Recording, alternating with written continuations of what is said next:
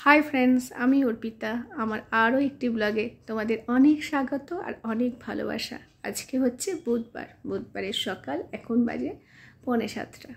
हाँ छेले जाबे स्कूले। छेलेर आबदार मामा तुमी आजके आमाके बानिये देबे पास्ता, सेजोन्नो सकालबेलाई शुरू करे दिएछि पास्ता बानानो। सब्जिगुलो सकालेई काटलाम जेहेतु अल्प करे बानाबो छेलेर जोन्नो और मेयेर जोन्नो। मेयेर किन्तु आजके स्कूल छुटी, छेलेर स्कूल आछे। पास्ता अलरेडी शुरू कर दिए बनाते। ओদের যে কি ভালো লাগে পাস্তা খেতে, ওদের না আমারও ভীষণ ভালো লাগে। তবে পাস্তার মধ্যে মানে সবথেকে বেশি ভালোবাসি এই খাবারগুলোর মধ্যে চাউমিনটা ভীষণ ভালো লাগে, তারপর পাস্তাটা। যাই হোক ওদের পাস্তা বানাতে কোনো খাটনি নেই। একটু 3-4টে সবজি দিয়ে একটুখানি গোলমরিচের পাউডার নুন দিয়ে আমি এটা করে দিই আর লাস্টে একটু সস দিয়ে দিই আর টমেটোটা দিই। আমি পাস্তা হোক চাউমিন হোক সবসময় টমেটোটা দিই, ওটা আমার খেতে খুব ভালো লাগে। যেহেতু সস দিয়ে এগুলো খেতে ভালো লাগে তাই টমেটোর স্বাদটাও কিন্তু পাস্তাতে বা চাউমিনে খুব ভালো লাগে। ছেলের ভাত বেড়ে দিয়েছি, ছেলেকে গোবিন্দভোগ চালের ফেনা ভাত, আলু সেদ্ধ, বাটার আর ডিম সেদ্ধ দিয়েছি, সকালে খেয়ে যাবে। আর ছেলের গরম গরম পাস্তা রেডি, একটুখানি খুলে রেখে দিয়েছি, ও স্কুল যাওয়ার আগে ব্যাগে ভরে দেবো। ছেলে অলরেডি রওনা হয়ে গেল, ওর বাবা ওকে বাসে তুলে দিতে যাচ্ছে। আজকে ওয়েদারটা কিন্তু খুব ভালো, রোদ উঠেছে কিন্তু রোদে সেভাবে গরমের তেজটা নেই, খুব সুন্দর। আর দূরের পাহাড়গুলো দেখুন কি ভালো লাগছে, মানে পাহাড়গুলো পরিষ্কার হয়ে গেছে 3 দিনের বৃষ্টিতে, একদম ঝকাঝক। সামনে বিল্ডিংটা উঠছে কদিন বাদে, এদিকে আর কিছু দেখা যাবে না। চলুন, ঘরে অনেক কাজ পড়ে আছে।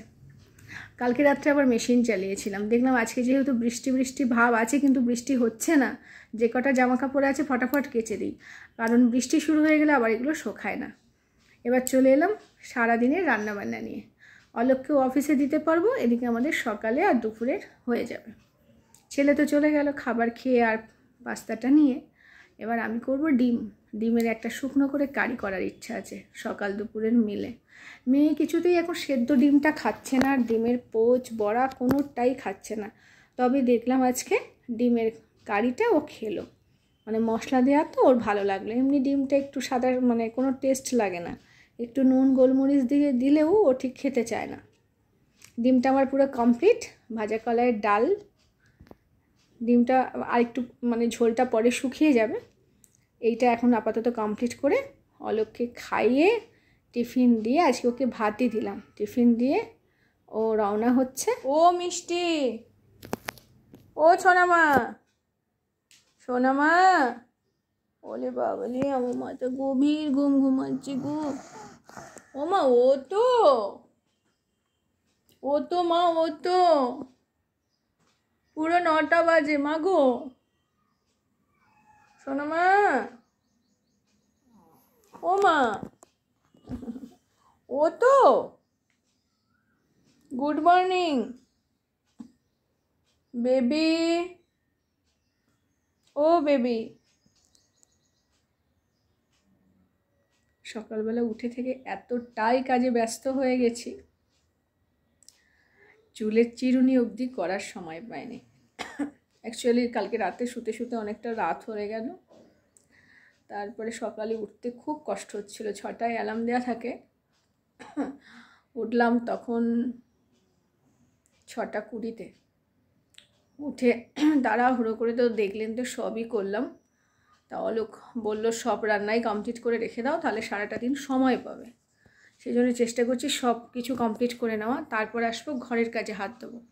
বিছানা তোলা, জামা কাপড়ের ঢিবি, কালকে 2 ঘন্টার জন্য রোদ উঠেছিল, পরশু দিনের জামা কাপড় সব ছিল ভেজা ভেজা, সেগুলো সব শুকিয়েছে, ওইগুলো গোছাবো, বিছানা তুলবো, ঘর গোছাবো, প্রচুর কাজ বাকি।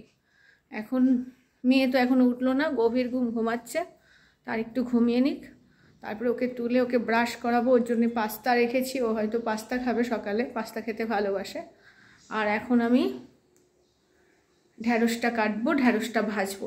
ঢ্যাঁড়সটা ছোটো ছোটো করে না কেটে ভাজলে না মেয়ে ঠিক খেতে পারে না, বড় বড়গুলো ঠিক চিবিয়ে পারে না, ওর গলায় গিয়ে আটকে যায় আর অক অক করতে থাকে।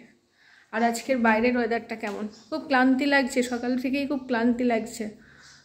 আর এখনও ব্রাশও করিনি আমি, পুরো রান্নাটা কমপ্লিট করি তারপর ব্রাশ করবো। সকালবেলা আঙুল দিয়ে একবার ব্রাশ করে নিই, মানে ব্রাশটা দিই না, তখন দিয়ে জল টল খাই, সকালে চা খাওয়া আমার অভ্যাস নেই। আর আজকের ওয়েদারটা দেখায়, মোটামুটি ভালো। হয়তো বেলায় রোদ উঠলে উঠতে পারে বা বিকেলের দিকে বৃষ্টি হলেও হতে পারে। এখন মোটামুটি ঠিকই আছে, হালকা হালকা রোদ আছে, বেশ কমফোর্টেবল, সেভাবে এখনও তেজি গরম পড়েনি।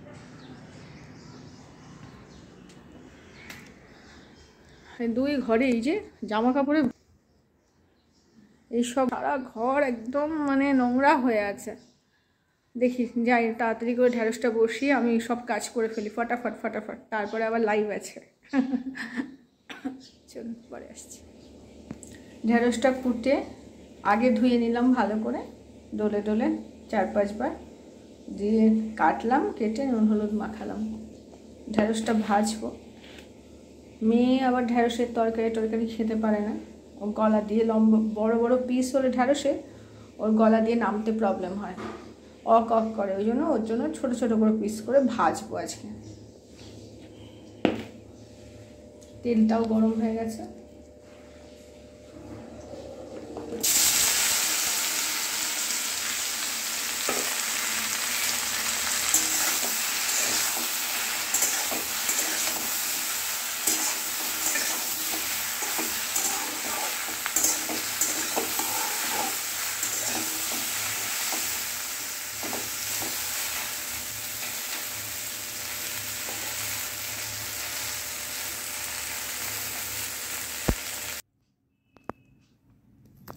ঢ্যাঁড়সটা পুরো ভাজা হয়ে গেছে।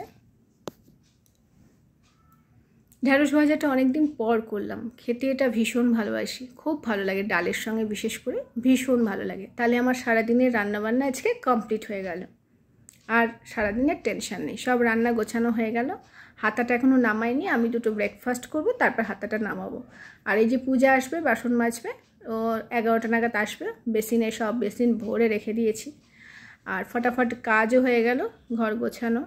খুব সকাল করে রান্না কাজ সব করে নিলে সারাদিন অনেকটা টাইম পাওয়া যায়। বিছানা ঝকাঝক, দুটো ঘরের বিছানায় তুলে দিয়েছি। ছোটো ঘরটাই ছেলে পড়ে, ওটাই কেউ শোয় না।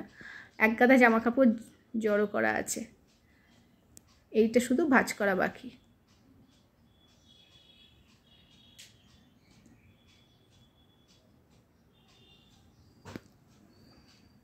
কি ভালো লাগছে। একটা শুয়ে পড়েছিলাম, কাজটা সেরে একটুখানি ব্রেকফাস্ট করে শুয়ে ঘুমিয়ে পড়েছিলাম। তারপর বেল দিল, আসলো সিলিন্ডার রাখলাম। তারপরে আবার একটু শুলাম, মেয়ে তখন অ্যালেক্সা দেখছিল, অ্যালেক্সাতে কার্টুন দেখছিল। তারপর আবার আসলো মেয়ের একটা ড্রেস। মেয়ে একদম অস্থির হয়ে গেছে, মাম্মা আগের ড্রেসটা তুমি খোলো, পাগলের মতন করছে। ছোটোবেলায় আমরাও তাই করতাম, এখনও করি, নতুন কোনো ড্রেস দেখলে এতটাই আনন্দ পাই। এখন ঘুমের মুখ তো, মুখটা জাস্ট ইগনোর করুন, মুখটা একটা অন্যরকম হয়ে আছে, ঘুম ঘুম ভাব। ড্রেসটা কিন্তু ভালো হয়েছে, খারাপ হয়নি। মেশো থেকে অর্ডার করলাম, যেহেতু স্কুলে খুব গরম পড়ছে, স্কুলে ইউনিফর্ম বাতিল করে দেবে কিছু দিনের জন্য, তখন এই ড্রেস পরে ওকে পাঠাতে পারবো। ভালোই হয়েছে, খুব সুন্দর হয়েছে। কিন্তু ও তো খুব রোগা, প্রচণ্ড রোগা, কেমন লাগবে আমি জানি না। এই যে ভালো লাগছে বলুন, খারাপ লাগছে না, সুন্দর লাগছে। সন্ধ্যাবেলা চলে এসেছি, বেগনি ভাজবো আজকে। যেহেতু বর্ষা ওয়েদার, গরমে তো বেগনি খাওয়াও যায় না, ভাজাও যায় না, খুব কষ্ট হয়।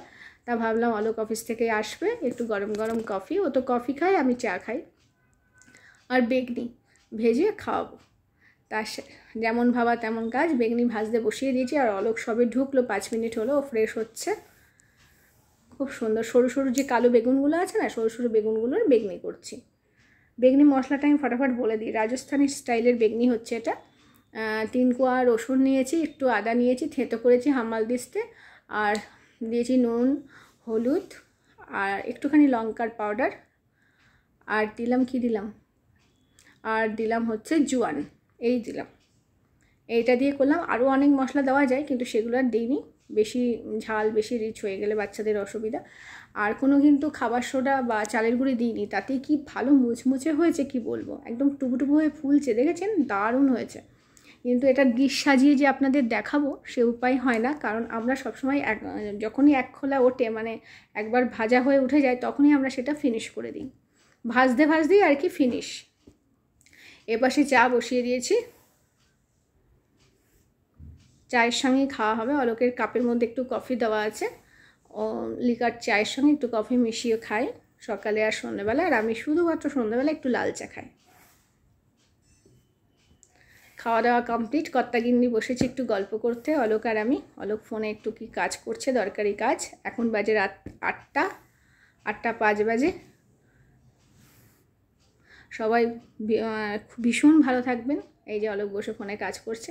পুরো ভিডিওটা দেখার জন্য সবাইকে অসংখ্য ধন্যবাদ। যারা নতুন ভিউয়ার্স আছেন অবশ্যই চ্যানেলটা সাবস্ক্রাইব করবেন। ভালো থাকবেন, সুস্থ থাকবেন। সবাইকে বাই বাই।